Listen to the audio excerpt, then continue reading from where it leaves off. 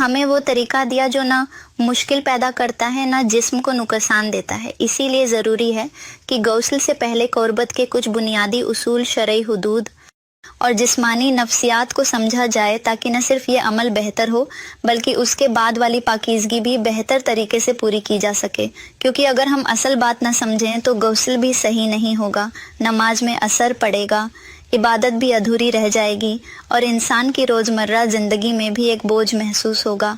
मोहतरम नाजरीन, अब चूँकि सर्दियाँ हैं और ठंड का मौसम जिस्म के हर हिस्से पर असर अंदाज होता है, इसलिए हम आगे बढ़कर यह बात समझेंगे कि कुर्बत के बाद गौस्ल का शरई हुक्म क्या है, गौस्ल कब फ़र्ज होता है और वो कौन सी गलतियाँ हैं जो मर्द और औरत दोनों सर्दियों में ज़्यादा करते हैं, जिनकी वजह से उनका गौस्ल दुरुस्त नहीं होता।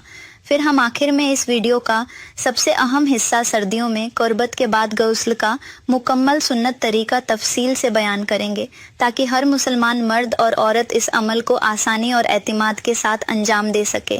जब हम गौस्ल के शरई मसाइल की बात करते हैं तो उससे पहले हमें यह सीखना और समझना ज़रूरी है कि इस्लाम ने पाकीज़गी को सिर्फ जिस्मानी सफाई तक महदूद नहीं रखा, बल्कि उसे रूहानी और अखलाकी तहारत के साथ जोड़ दिया है। यही वजह है कि कुर्बत के बाद गौस्ल वाजिब होना एक ऐसी हिकमत पर मबनी चीज़ है जो इंसानी जिस्म और जहन को मुकम्मल तौर पर ताज़ा और पाकीज़ा करती है।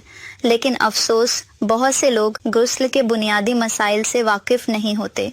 ख़ास तौर पर सर्दियों में लोग इस अमल को या तो मुश्किल समझ लेते हैं या ऐसा तरीका इख्तियार करते हैं जिससे गौस्ल शरई एतबार से मुकम्मल ही नहीं होता। इसीलिए ज़रूरी है कि हम सबसे पहले यह बात समझें कि गौस्ल कब फ़र्ज़ होता है और किन हालात में गौस्ल ज़रूरी नहीं होता, ताकि गलत फहमियाँ दूर हों और इबादत भी सही हो। इस्लाम के मुताबिक अगर मियाँ बीवी का जिस्मानी ताल्लुक़ मुकम्मल हो जाए, यानी दोनों जिस्म इस तरह मिल जाए कि शरई एतबार से वसल साबित हो जाए, तो गौस्ल वाजिब हो जाता है, चाहे इंजाल हो या न हो। यहाँ बहुत से लोग गलती कर बैठते हैं। वो समझते हैं कि जब तक इखराज न हो गौस्ल फ़र्ज नहीं होता, लेकिन यह दुरुस्त तसव्वुर नहीं। दूसरी तरफ कुछ लोग ऐसी हालत में भी गौस्ल कर लेते है जबकि गौस्ल फ़र्ज ही नहीं होता।